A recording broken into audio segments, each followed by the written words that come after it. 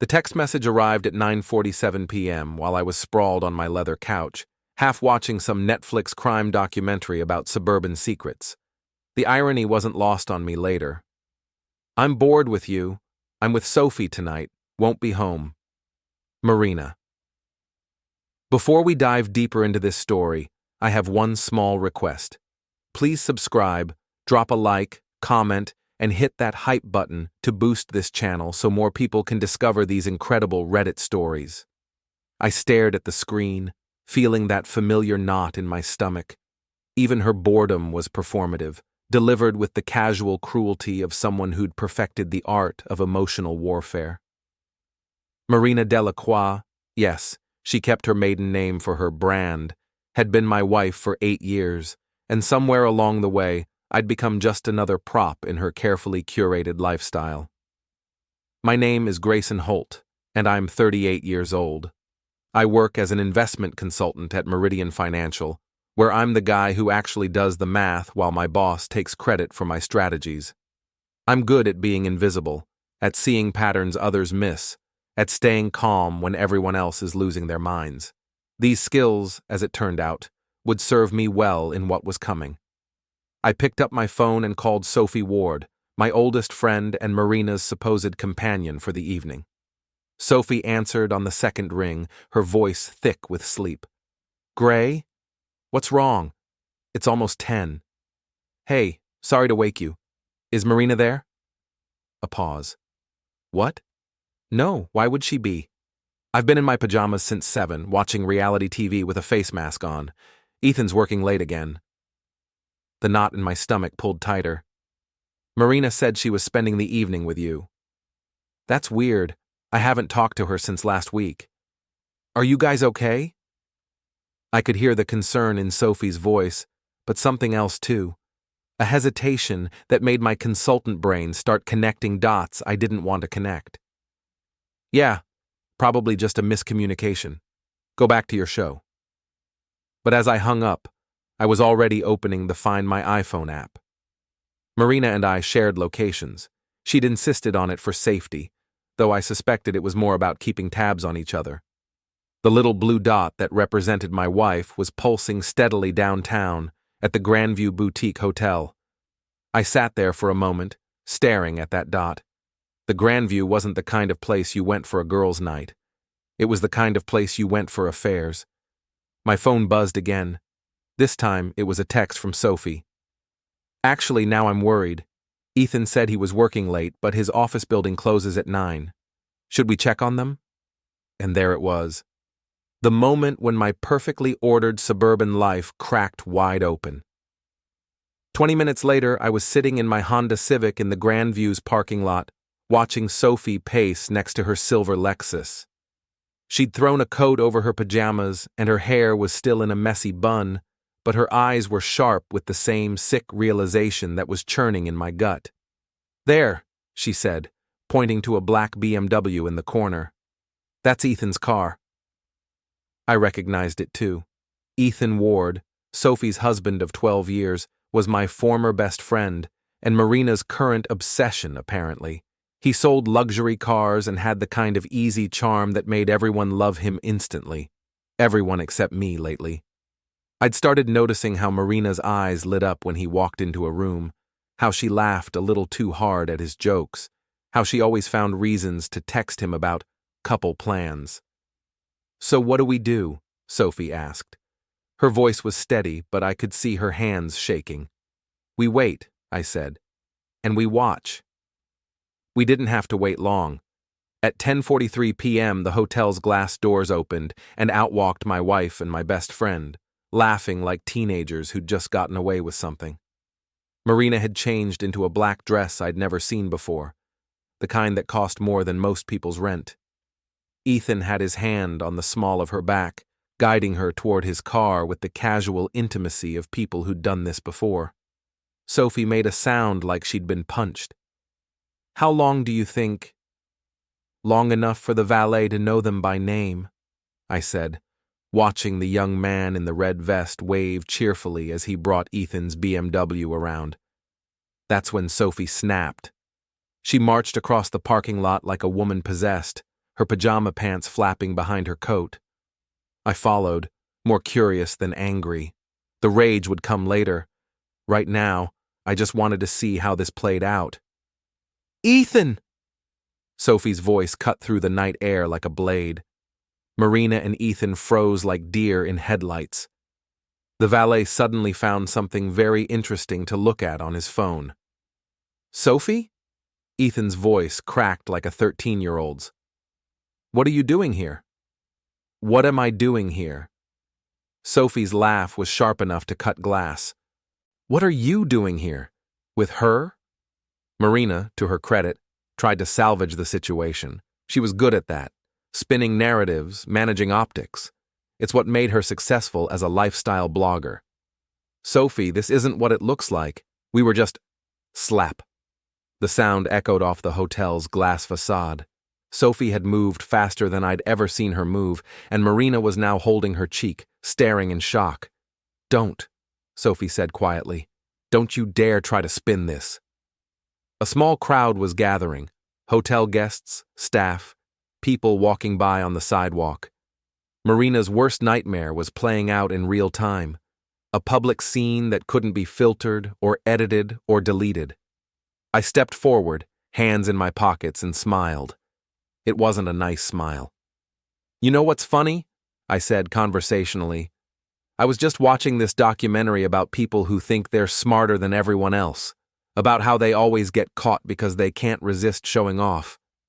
Marina's eyes darted between me and the growing crowd of onlookers. Several people had their phones out now.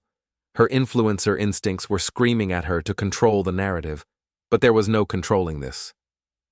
"Gray, let's just go home and talk about this like adults," she said, trying to regain her composure.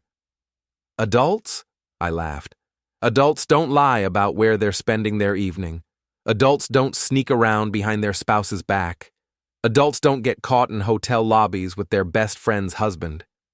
Ethan finally found his voice. "Look, man, I know how this looks, but..." "But what?" Sophie interrupted. "But you're not cheating on me with my friend? But you haven't been lying to my face for months? But you didn't just walk out of a hotel room with another woman?" The valet was pretending very hard to be invisible. A hotel security guard was making his way over, probably to break up the scene before it got worse. But I wasn't done yet. I pulled out my phone and opened Marina's Instagram. Her latest post from 3 hours ago was a selfie with the caption, "Girls' night with my bestie. Sometimes you just need your tribe. Blessed, your friendship, trust authenticity." I turned the phone so everyone could see it, then gestured to where she stood next to Ethan. "Authenticity," I said. "That's her brand, you know. Authentic living, real relationships, honest communication." I looked directly at Marina. "How's that working out for you?" Marina's face went pale. She was realizing that this wasn't just about getting caught. This was about her entire carefully constructed online persona crumbling in real time in front of witnesses with cameras. "You two have no idea what you've started," I said quietly, pocketing my phone. "But you're about to find out." I turned to Sophie. "Come on, let's go home. These two have some things to figure out." As we walked back to our cars, I could hear Marina hissing at Ethan, trying to figure out damage control. The hotel security guard was asking them to move along. The people with phones were already uploading videos. I started my Honda and sat there for a moment, watching my wife and former best friend in my rearview mirror. They looked small and desperate under the hotel's bright lights. Two people who'd thought they were smarter than everyone else suddenly realizing they weren't even the smartest people in the parking lot. The rage was starting to build now, but it was cold and calculating. I wasn't the type to throw punches or make scenes. I was the type to gather information, analyze patterns, and execute strategies. And as I drove home through the quiet suburban streets, I was already formulating a plan that would make tonight's humiliation look like a warm-up act. Marina had taught me a lot about social media, about image management, about the power of narrative. She just didn't realize I'd been paying attention. I didn't sleep that night. Instead, I sat in my home office, surrounded by the detritus of my marriage. Marina's ring light set up in the corner, her vision board covered with pictures of influencers with millions of followers, her collection of self-help books about living your best life. By morning, I had a plan. The first thing I did was change all the passwords to our joint accounts. Not to steal anything, that would be illegal, but to monitor activity. As the primary account holder and the one who actually understood finance, I had every right to secure our assets while we figured things out. The second thing I did was start documenting everything. Screenshots of Marina's lies, recordings of her phone calls, perfectly legal in our state with one-party consent, and a detailed timeline of her deception. My investment training had taught me that information was power, and I was about to become very powerful. Marina came home at 7 a.m., still wearing the black dress from the night before. She looked like she'd been crying, but I suspected it was more about getting caught than feeling guilty. "Gray, we need to talk," she said, hovering in the kitchen doorway like she wasn't sure she was welcome in her own house. "Do we?" I was making coffee with deliberate calm, not looking at her. "Because last night you seemed pretty clear about being bored with me." I was angry. We haven't been connecting lately, and I made a mistake. A mistake. I finally turned to face her. "Is that what we're calling it?" Because from where I stood, it looked like a pretty deliberate choice.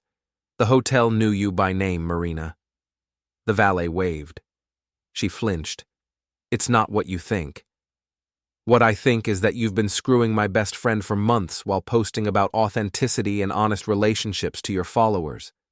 What I think is that you've been using our marriage as content while you destroyed it behind my back."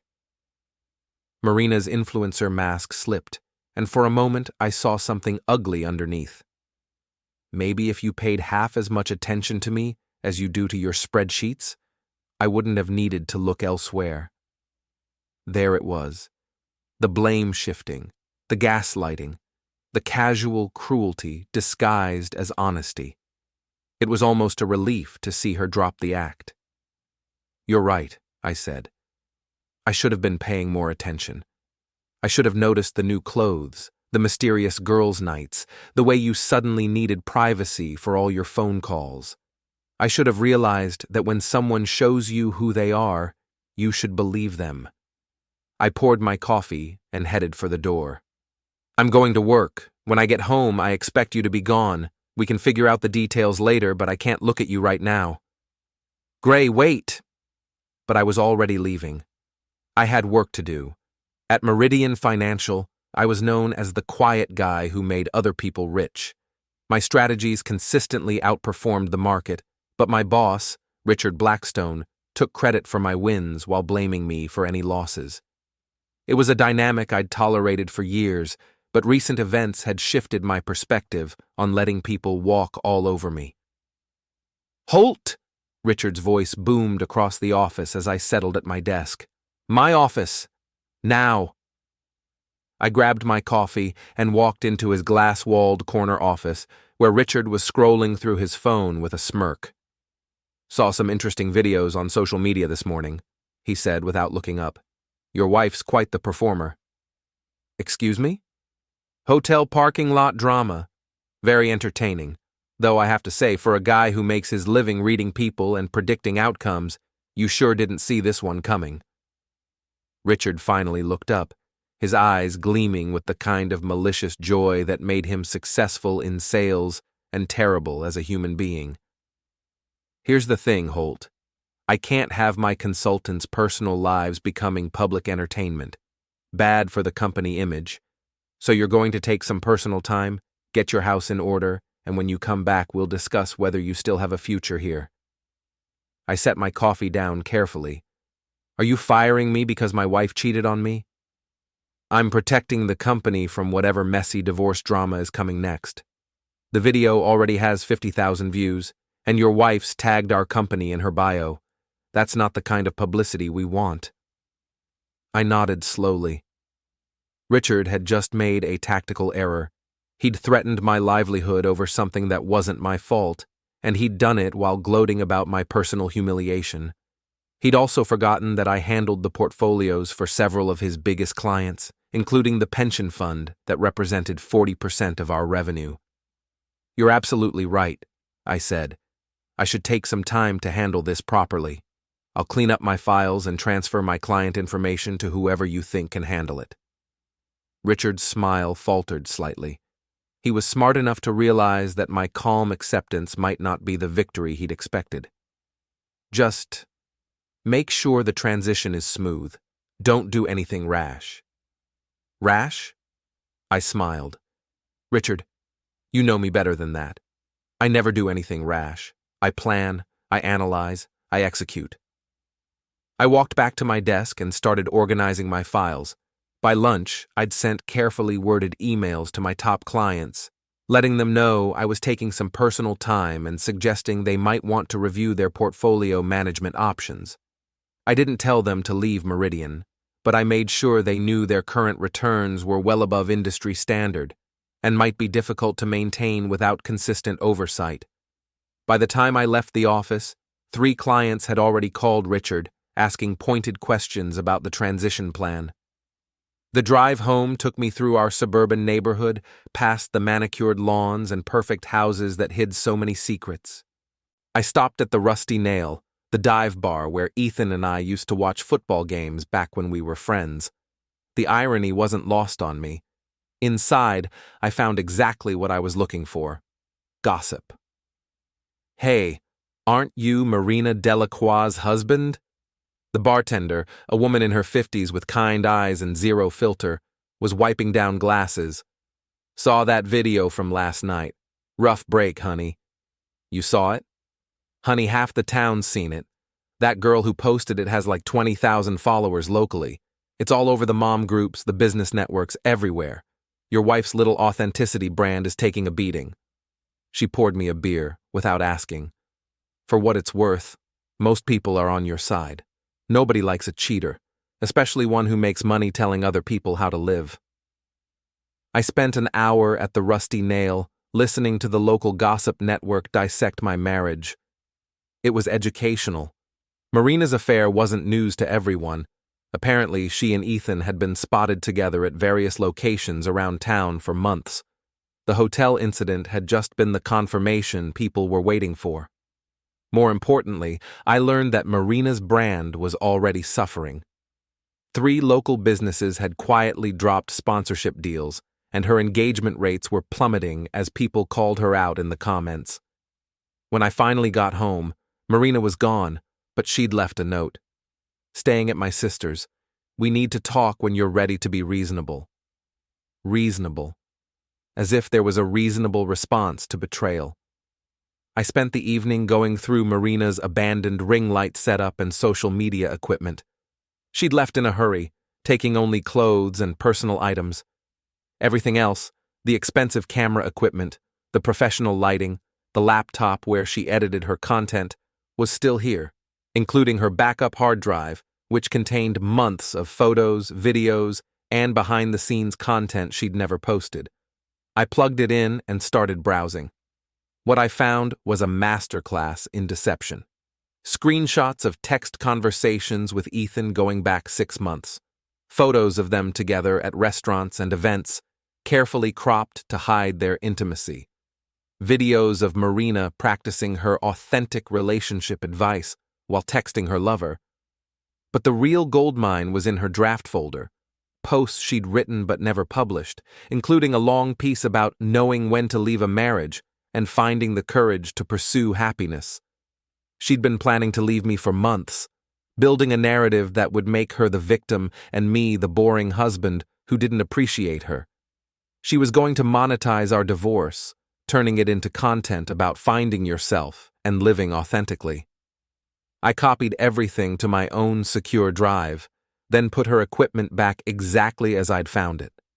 Marina thought she was the only one who understood narrative control and image management. She was about to learn otherwise. My phone buzzed with a text from Sophie. "Can we meet tomorrow? I found some things you need to see." I smiled as I typed back, "Absolutely. It's time we compared notes." The game was just beginning, and Marina had no idea she was already losing. Sophie and I met at Cafe Luna, a trendy spot downtown where Marina used to film her coffee date with myself content. The irony felt appropriate. Sophie looked tired but determined, clutching a manila folder like it contained state secrets. "I couldn't sleep either," she said without preamble. So I did some digging. She opened the folder and spread out printed emails, bank statements, and screenshots. "Ethan's been sloppy. He used our joint credit card for hotel rooms, dinners, even jewelry. Look at this, a $500 necklace from Tiffany last month. I never got any necklace." I studied the evidence. He bought it the same day Marina posted about treating yourself to beautiful things. She was wearing a new necklace in the photo. It gets worse. Sophie pulled out more papers. I found emails between them going back 8 months. They weren't even trying to be subtle toward the end. She handed me a printed email from Ethan to Marina. "Can't wait until we don't have to hide anymore. Gray's too boring to fight for you anyway. And Sophie's so focused on her book club and garden that she barely notices I exist. We deserve better than this suburban prison." The casual dismissal stung, but it also clarified things. They didn't just betray us. They thought we were too pathetic to matter. "There's more," Sophie said. "Ethan's been embezzling from the dealership. Small amounts but consistent. I think he's been funding their affair with stolen money." I looked up sharply. "Are you sure?" "Pretty sure. He's been working a lot of overtime, but his paychecks haven't reflected it. Meanwhile, he's been spending money we don't have on hotels and gifts. The math doesn't add up." This changed everything. Adultery was messy and painful, but embezzlement was criminal. It also gave me leverage I hadn't expected. "What do you want to do with this information?" I asked. Sophie's smile was sharp. "I want to destroy them. Completely. They humiliated us, Gray. They made us look like fools while they laughed behind our backs. I want everyone to know exactly who they really are." I liked this version of Sophie. For years, she'd been the perfect suburban wife, hosting dinner parties, volunteering at school fundraisers, keeping Ethan's secrets, but betrayal had revealed something harder underneath. "I have some information too," I said, and told her about Marina's draft posts and backup files. Sophie's eyes lit up. "She was going to make you the villain in her divorce story?" Complete with advice about recognizing emotional neglect and finding the courage to leave, she had it all planned out: the sympathy, the brand pivot, the book deal about rediscovering yourself after a toxic marriage. "Well," Sophie said, "let's give her a different story to tell." We spent the next hour planning. Sophie would handle the local gossip networks, the mom groups, the business associations, the social circles where reputation mattered most. I would focus on Marina's online presence and professional relationships. Our first target was the Riverside Elementary School fundraiser scheduled for that weekend. Marina was supposed to be the guest speaker, talking about authentic living and community connection. Both she and Ethan would be there, trying to maintain their social standing while their marriage crumbled around them. "What if we made sure everyone knew the truth before they got there?" Sophie suggested. I smiled. "What if we made sure they told everyone themselves?" That afternoon, I created several anonymous social media accounts and began strategically sharing the hotel parking lot video with Marina's business contacts. Not maliciously, just as concerned friends, wondering if she was okay after such a public incident. The response was immediate. Marina's phone started ringing as sponsors and collaboration partners reached out with concerns about her brand image. By evening, she'd lost 2 major sponsorship deals and had to cancel a podcast appearance. Meanwhile, Sophie was working her own network. She confided in 3 of the biggest gossips in town about Ethan's financial irregularities, swearing them to secrecy while knowing they'd spread the information within hours. The beauty of suburban social warfare is that it's entirely organic. We didn't have to destroy their reputations. We just had to give people permission to say what they were already thinking. My phone rang at 8 p.m. Marina, what did you do? Her voice was shaking with rage. I went to work, came home, and had dinner. Pretty boring day, actually. Why? Don't play dumb, Gray. I know you're behind this. My sponsors are dropping me, people are commenting horrible things on my posts, and someone sent the hotel video to my mother. Your mother saw the video? I tried to sound sympathetic. That must be embarrassing. Fix this. Whatever you did, undo it. Marina, I think you're overestimating my influence. I'm just a boring guy who works with spreadsheets, remember? I don't have the kind of social media reach you do. I'm serious, Gray. If you don't stop this, You'll what? Cheat on me? Leave me? Publicly humiliate me? Because I'm pretty sure you've already done all of that. The line went quiet for a moment. I never meant for it to happen this way, she said finally. But you meant for it to happen. You planned it, Marina. I found your draft posts, the whole victim narrative, the emotional neglect angle, the inspiring story of a woman finding herself after a toxic marriage. You were going to destroy my reputation to build your brand. Another silence. People deserve to know the truth, I continued. And the truth is that you're not the authentic, honest person you pretend to be online. You're someone who lies to their spouse, cheats with their friends, and monetizes their marriage problems for content. You can't prove any of that. Actually, I can. Your backup drive is very thorough. Screenshots, draft posts, behind-the-scenes videos where you practice your authentic persona. It's fascinating content. Very revealing. I could hear her breathing quicken. What do you want? She asked. I want you to face the consequences of your choices. I want people to see who you really are.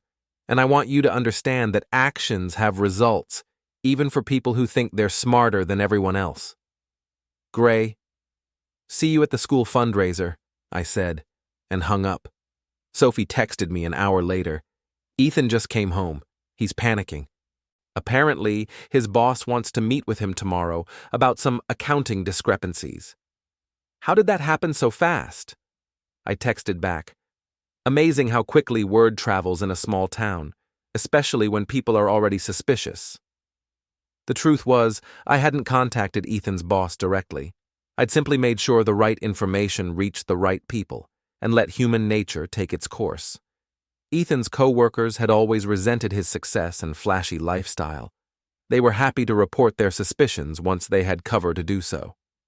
By Thursday morning, the gossip mill was in full swing. Marina's Instagram comments were a battlefield between her remaining supporters and people calling her out for hypocrisy. Ethan had been suspended pending an investigation into his finances, and everyone in town was talking about the upcoming school fundraiser, wondering if the guest speaker would actually show up. I spent Thursday evening preparing my own surprise for the fundraiser. If Marina wanted to control narratives and manage images, she was about to learn what it felt like when someone better at the game decided to play against her. The suburban social scene was about to get very interesting. Friday morning brought news that Ethan had been fired from the dealership. According to Sophie, who'd heard it from 3 different sources before 9 a.m., the investigation had revealed a pattern of small-scale embezzlement going back over a year. Not enough for criminal charges, but more than enough to destroy his career in luxury car sales. He's claiming it was all a misunderstanding, Sophie told me over coffee. Says he was borrowing money he intended to pay back. With what? I asked. His salary barely covered his car payments and country club membership. He was living beyond his means and stealing to maintain his image. Sophie's smile was cold. Exactly what I told the 3 people who called me this morning asking for details. The school fundraiser was scheduled for Saturday evening at the Riverside Elementary Gymnasium. Marina was still listed as the featured speaker, though word was spreading that she might cancel. The event organizers were in a panic, trying to find a backup plan while not wanting to publicly acknowledge why their authentic living expert might not show up. I decided to help them out. Saturday afternoon, I drove to the school and found Janet Morrison, the PTA president, setting up decorations with a team of volunteers. Janet was a force of nature who ran the school's social events with military precision. She was also someone who valued reputation and community standing above all else. Gray, she rushed over with the kind of concerned expression people wear when they don't know what to say about your public humiliation. How are you holding up? I'm doing well, thanks. Actually, I wanted to talk to you about tonight. Janet's face tightened. If this is about Marina's speaking engagement, I want you to know that we support the school's commitment to family values, and I think Marina should absolutely speak tonight, I said. In fact, I'd like to introduce her. Janet blinked in surprise. You want to introduce your wife? After everything that's happened?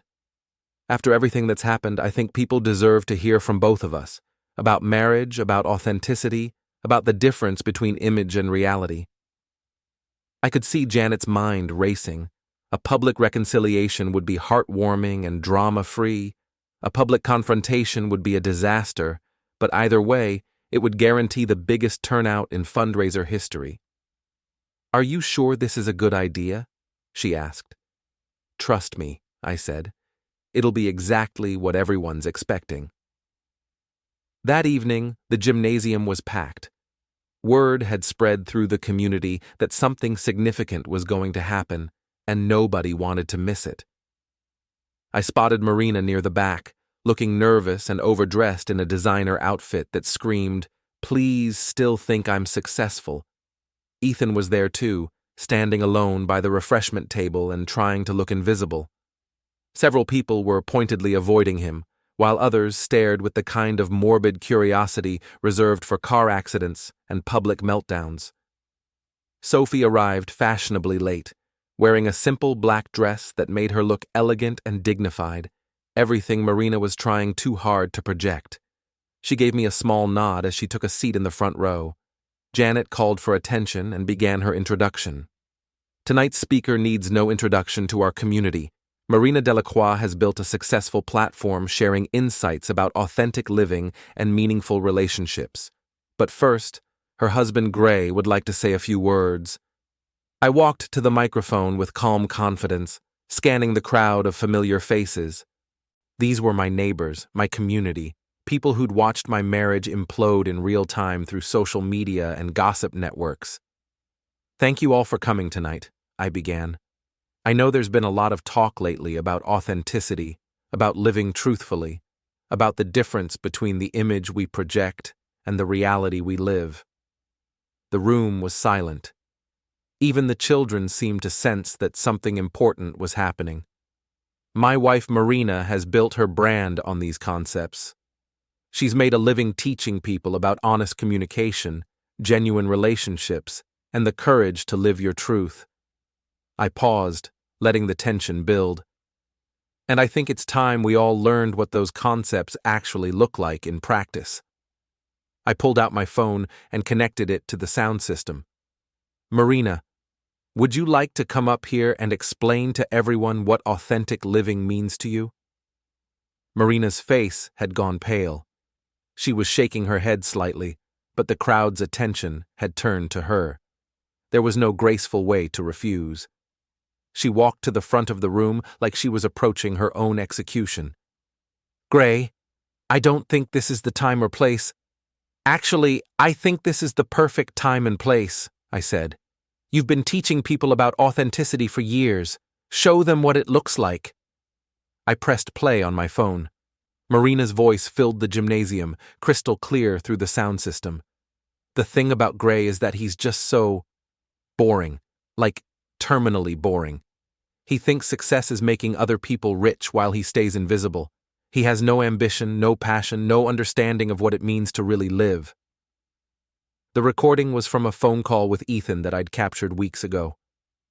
Marina's face went white as her own words echoed through the room. Her voice continued. I mean, I love him, but I'm not in love with him, you know? He's like a roommate who pays half the bills. When I'm with you, I feel alive again. I feel like the woman I was meant to be. The crowd was riveted. This was better than any reality TV show, and it was happening live in their children's school gymnasium. And the best part, Marina's recorded voice went on, is that he's too clueless to suspect anything. He actually believes I'm at book club every Tuesday, as if I'd waste my time discussing some suburban housewife novel when I could be with you instead. I stopped the recording. The silence in the room was deafening. Authenticity, I said into the microphone. Living your truth. Honest communication. Marina was crying now, but they weren't tears of remorse. They were tears of rage and humiliation. You had no right, she started. I had every right, I cut her off. You made our marriage into content. You turned our relationship into a brand. You taught people about authenticity while living a lie. I'm just giving everyone the behind-the-scenes footage. The crowd was murmuring now, a low buzz of shock and judgment. Several people were recording with their phones. Marina's public humiliation was being documented in real time, just like mine had been a week ago, but I wasn't done yet. Ethan, I called out, why don't you come up here too, since we're all being authentic tonight? Ethan looked like he wanted to disappear, but the crowd's attention had turned to him. He had no choice but to walk to the front of the room. Tell everyone about authentic living, Ethan. Tell them about the honest way you've been funding your authentic relationship with my wife. Gray, man, this isn't what? Isn't fair? Isn't the right time? When would be the right time, Ethan? When you'd stolen enough money to run away together? When you'd destroyed both our marriages completely? The crowd was fully engaged now. This was the kind of drama that would be discussed for years. You want to know about authentic living? I addressed the room. Here's authenticity. My wife has been cheating on me for 8 months while teaching people about honest relationships. My best friend has been stealing money from his employer to pay for hotel rooms and jewelry for his affair partner. They've been lying to everyone, including themselves, while calling it authentic living. Marina tried to grab the microphone. You're destroying everything. No, I said, holding it away from her. You destroyed everything. I'm just making sure everyone knows who did it. I turned back to the crowd. The truth is, some people think authenticity means doing whatever makes them feel good, regardless of who gets hurt. They think living your truth means lying to everyone else. They think being genuine means being genuinely selfish. The room was completely silent, except for the sound of phones recording and Marina's quiet crying. But real authenticity means facing the consequences of your choices. It means taking responsibility for the damage you cause. It means accepting that your actions have results, even when those results are uncomfortable. I looked directly at Marina and Ethan. So here's your chance to be truly authentic. Tell everyone here why you made the choices you made. Explain how stealing money and destroying marriages fits with your philosophy of living your best life. Neither of them said anything. They just stood there, exposed and humiliated, while a room full of their neighbors and community members watched their carefully constructed images crumble. That's what I thought, I said. When it comes to real authenticity, you've got nothing to say. I handed the microphone to Janet, who looked like she'd just witnessed a natural disaster. The fundraiser will continue as planned, I announced. But I think we've learned everything we need to know about authentic living for one evening. As I walked out of the gymnasium, I could hear the crowd erupting in conversation behind me. Marina and Ethan were still standing at the front of the room, trapped by the attention and unable to escape gracefully. Sophie caught up with me in the parking lot. That was brutal, she said. It was honest, I replied. Maybe for the first time in months, everyone in that room heard the complete truth about something. What happens now? I smiled as we walked toward our cars.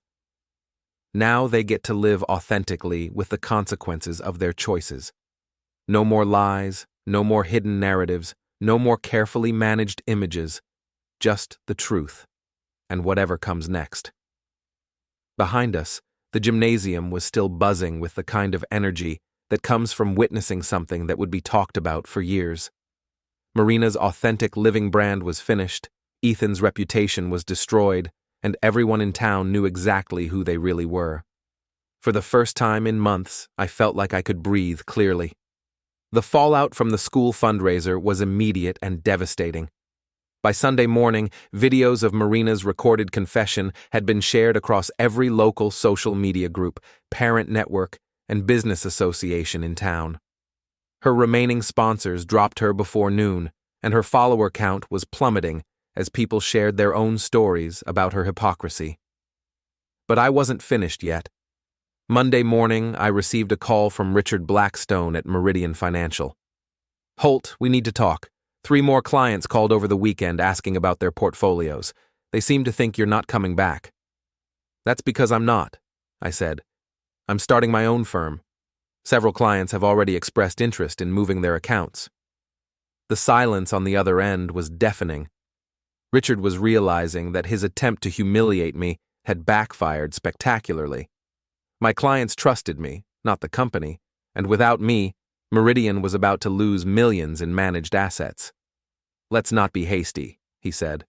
"We can work something out, maybe a promotion, a raise." "Richard, you fired me because my personal life became public. Now my personal life is resolved, and I'm moving on. Some of your clients are moving with me.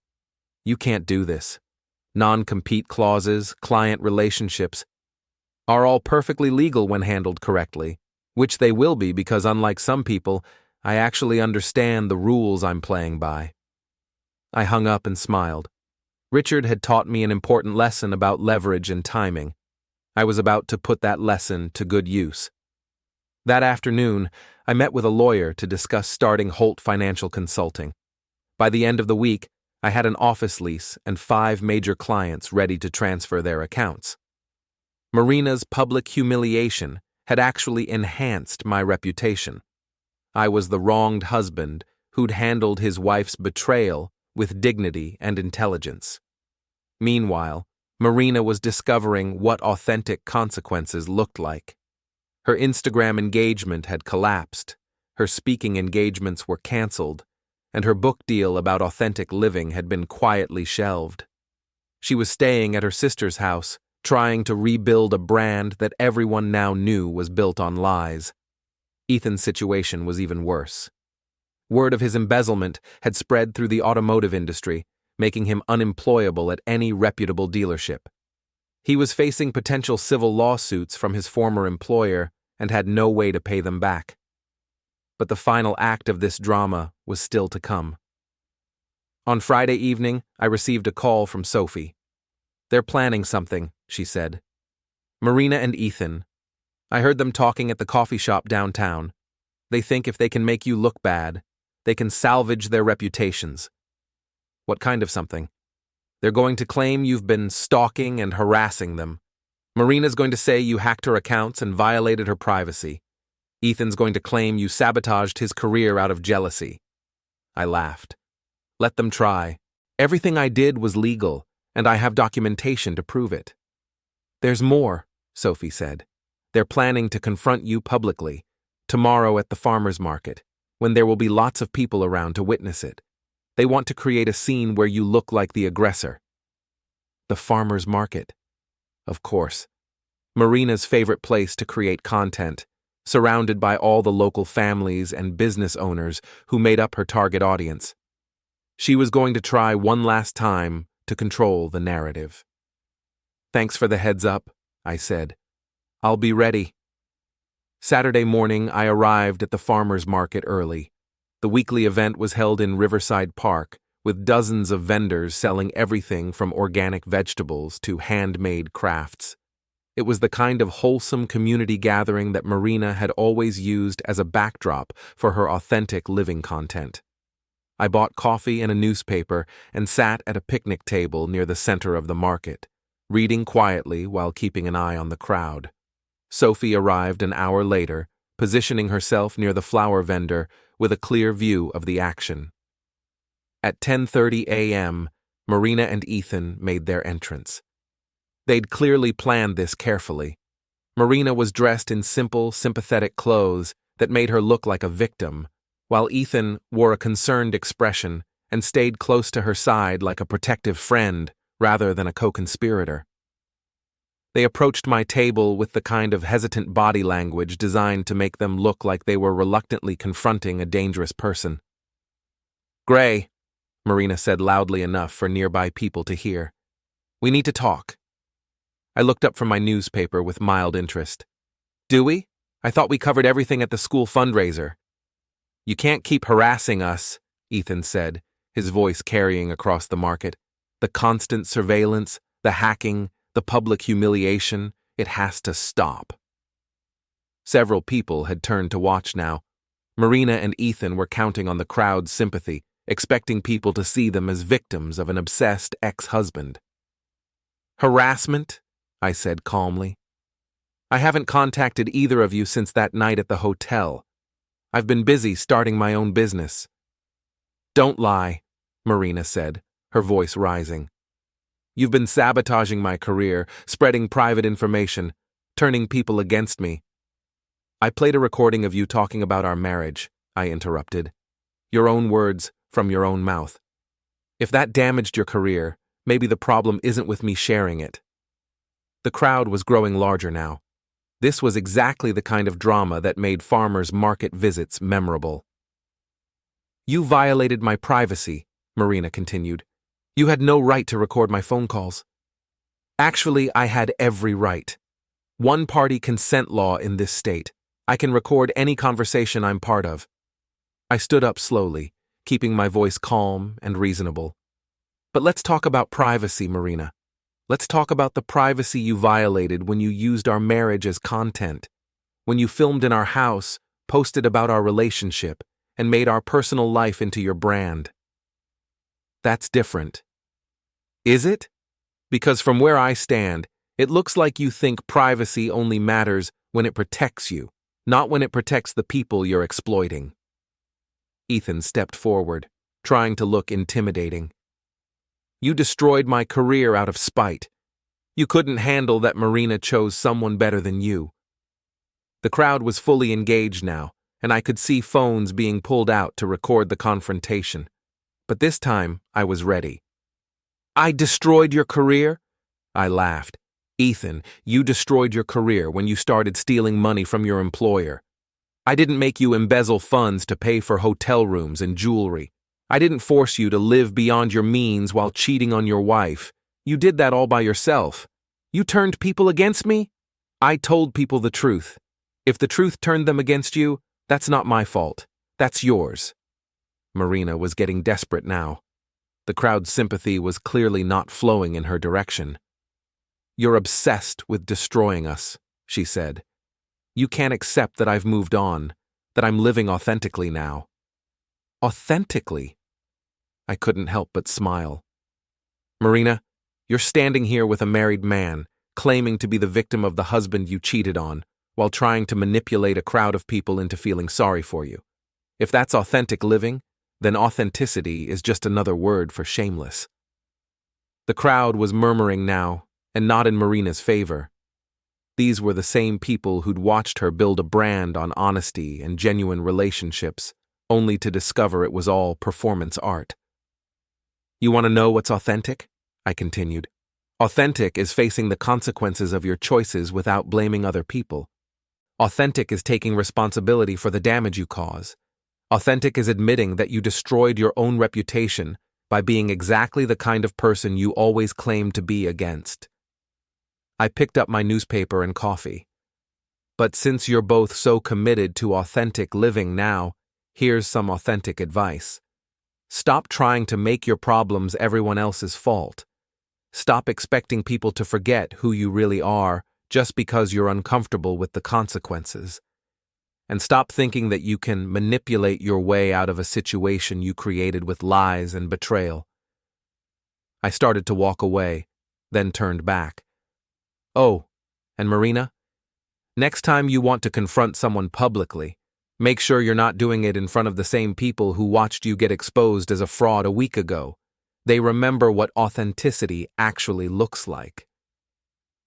As I walked through the crowd, people stepped aside with a mixture of respect and amusement.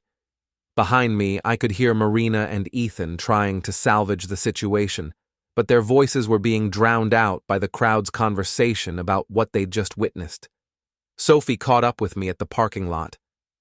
"That was perfect," she said. "They came here to make you look like the villain, and instead they reminded everyone exactly why they're the ones who lost everything." I smiled as we walked to our cars.